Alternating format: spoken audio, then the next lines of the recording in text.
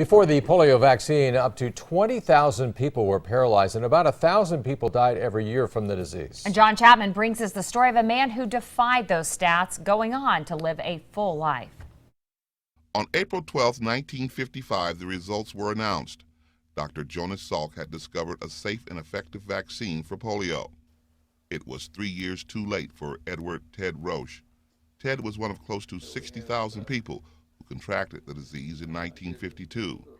He viewed the unfortunate timing as a blessing. And I was 14 at the time, which was a pretty good age to be if you're going to have something like that happen to you, because you're young and you're resilient and you bounce back. Ted did bounce back.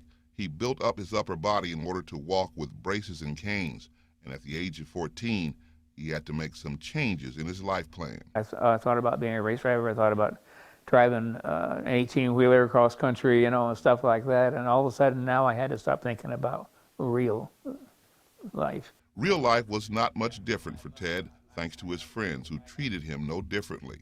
They put me on a bicycle in a wooded area where we used to ride all the time and go down this big hill, and they put me on a bicycle and sent me down the hill and caught me at the other end, Ted got the same treatment from his family. Nothing special.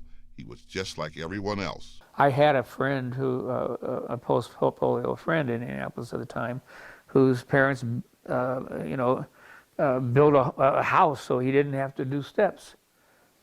My dad improved the railings, so it was a different. I grew up in a two-story house, and that's where I lived. They almost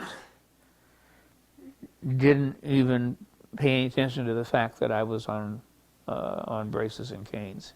It was that treatment that gave Ted the right mindset, the motivation. He didn't feel sorry for himself. He was too busy, earning a master's degree and then a doctorate, and then a job at the Med Center. Dr. Edward Roche has been an associate dean at the Med Center for more than 20 years. The braces have been retired. Dr. Ted now gets around in a wheelchair, and at 77 years old, he's now retired, but he still moves around the School of Pharmacy at the Med Center. Dr. Ted says polio did not stop him from having a full life.